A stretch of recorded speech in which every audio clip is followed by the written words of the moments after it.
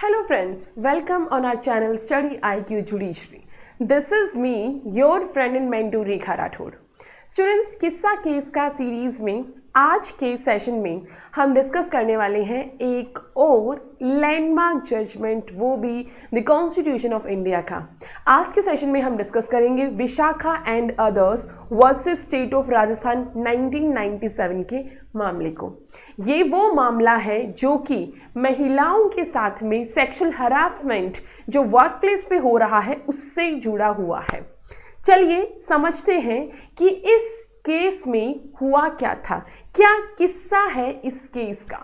होता यूं है कि राजस्थान में चाइल्ड मैरिज बहुत लंबे टाइम से चली आ रही थी और गवर्नमेंट की एक स्कीम चल रही थी चाइल्ड मैरिज को रोकने के लिए, और उसी पर काम करते हुए एक महिला होती है भंवरी देवी।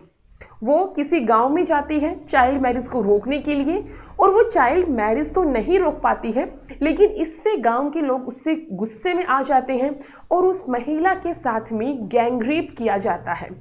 महिला की ओर से न्याय के दरवाजे भी खटखटाए गए, तो ट्रायल कोर्ट ने अक्यूज्ड को डिस्चार्ज कर दिया because of the lack of the evidence.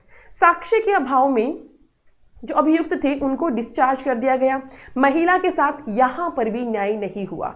इस पर बहुत जोरों शोरों से ये मांग उठी कि जो महिलाएं हैं वो आज अपने कार्यस्थल पे सुरक्षित नहीं है, और इसीलिए जो उनका सुरक्षित नहीं होना ये आर्टिकल 19(1)(g) में जो राइट मिला है उसका वोलेशन है। इतना ही नहीं, ये आर्टिकल 14, आर्टिकल 21 का भी वोलेशन है। और इसी से जो एनजीओ होता है Vishakha and others versus state of Rajasthan, ये मामला जाता है सुप्रीम कोर्ट में, जहां पे एक रिट दायर की जाती है और कहा जाता है कि महिलाएं जो वर्क प्लेस में सेक्सुअल हरासमेंट का शिकार हो रही है, तो सेक्सुअल हरासमेंट का शिकार होना वर्क प्लेस पे ये उनके आर्टिकल 14, 19 एंड 21 का वोलेशन है। क्योंकि उस टाइम पे सेक्सुअल हरासमेंट जो महिलाओं के साथ में हो रहा है वर्क प्लेस पे, उसको लेके स्पेसिफिकली कोई लॉ नहीं था। आईपीसी में भी 354A का जो सेक्सुअल हरासमेंट का प्रोविजन आया है, ये भी 2013 के अमेंडमेंट से आया है। तो पहले सेक्सुअल हरासमेंट का ऑफेंस 354A ये भी नहीं था, ठीक है। तो इसलिए उस टाइम पे ऑनरेबल सुप्रीम कोर्ट ने ये माना कि यस, जो महिलाओं के साथ में वर्क प्लेस पे सेक्सुअल हरासमेंट हो रहा है ये आर्टिकल 14, 19 एंड 21 का वोलेशन है, और इसको रोकने के लिए ऑनरेबल सुप्रीम कोर्ट ने गाइडलाइंस इशू की। और जो गाइडलाइंस ऑनरेबल सुप्रीम कोर्ट ने इशू की उसे विशाखा गाइडलाइंस के नाम से जाना जाता है।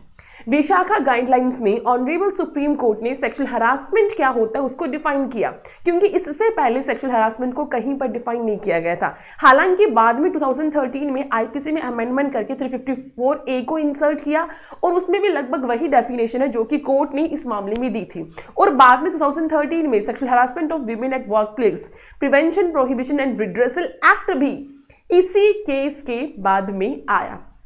चलिए समझते हैं कि वो गाइडलाइंस क्या थी जो इस मामले में इशू की गई थी।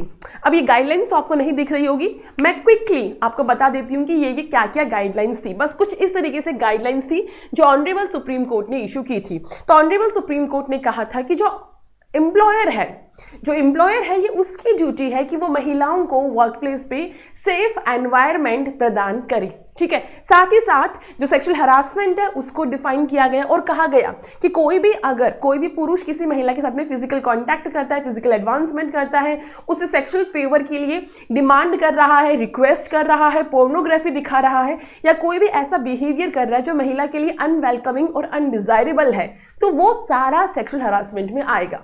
तो बेसिकली इस मामले में विशाखा गाइडलाइंस में सेक्सुअल हरासमेंट की एक बहुत वाइड डेफिनेशन दी गई। सेक्सुअल हरासमेंट का मतलब केवल फिजिकल कांटेक्ट से ही नहीं है।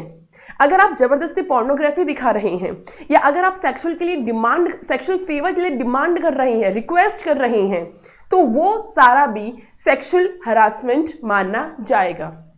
साथ ही साथ ये कहा गया इस गाइडलाइंस में कि जो एम्प्लॉयर है वो क्या करे, वो प्रिवेंटिव स्टेप्स ले, है ना, वो ऐसा कुछ करे कि उसके वर्क प्लेस पे जो है वो सेक्सुअल हरासमेंट जैसी घटनाएं न घटित हो। साथ ही साथ क्रिमिनल प्रोसीडिंग्स के लिए भी कहा गया, है ना, और जो व्यक्ति ऐसा सेक्सुअल हरासमेंट करता है वर्क प्लेस पे उसके अगेंस्ट डिसिप्लिनरी एक्शन लिए जाए और ऐसा सेक्सुअल हरासमेंट का जो एक्ट है उसे मिसकंडक्ट माना जाए। ठीक है, इसके अलावा इस मामले में गाइडलाइंस में ये कहा गया कि जो कंप्लेंट कमिटी है, it is the duty of the employer कि वो अपने कार्यस्थल पे क्या करे, कंप्लेंट कमिटी का गठन करे।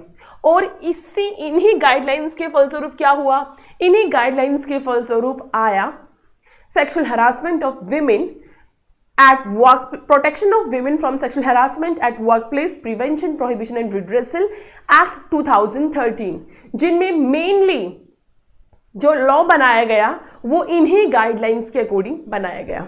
तो स्टूडेंट्स, आई होप आपको आज का केस बहुत अच्छे से समझ में आ गया होगा। अब आपको बता दूं, ये जो एक्ट है जो महिलाओं को सेक्सुअल हरासमेंट से प्रोटेक्ट कर रहा है, ये भी 2013 का है और उससे पहले जो गाइडलाइंस इशू की थी ये 1997 की है। देखिए, जो भंवरी देवी के साथ में जो रेप हुआ था वो हुआ था 1992 में। मामला सुप्रीम कोर्ट में, जो सुप्रीम कोर्ट ने जो गाइडलाइंस इशू की वो 1997 में की और उसके बाद में जो विशाखा गाइडलाइंस थी उसे क्यों फॉलो किया जा रहा था एज अ लॉ, लेकिन कोई कानून नहीं बना। फाइनली 2013 में जाके एक्ट बना। ठीक है, तो 2013 का ये एक्ट कुछ इस तरीके से प्रभाव में आया। आई होप आपको आज का सेशन समझ में आया होगा एंड अच्छा भी लगा होगा। अब साथ ही साथ मैं आपको ये भी बता दूं यहाँ पे कि आपको, अगर आप स्टडी IQ जुडिशरी का ऐप इंस्टॉल करते हैं, देखिए YouTube पे तो फ्री में बहुत कुछ आपको मिल ही रहा है और ऐप पे भी आपको बहुत कुछ फ्री में मिल सकता है अगर आप ऐप को इंस्टॉल कर लेते हैं, और इसका लिंक आपको डिस्क्रिप्शन में मिल जाएगा। नहीं तो ये QR कोड है, इसको स्कैन करके भी आप जो है वो ऐप को इंस्टॉल कर सकते हैं। अगर ऐप को इंस्टॉल करते हैं तो आपको वीडियो सीरीज पे फ्री एक्सेस मिलेगी, आपको क्विजेस मिलेंगे, आपको नोट्स मिलेंगे और बहुत कुछ आपको मिल सकता है। करना क्या है, कुछ नहीं, बस आपको इस ऐप को इंस्टॉल करना है। तो स्टूडेंट्स, अभी के लिए बस इतना ही। Thank you so much, bye bye.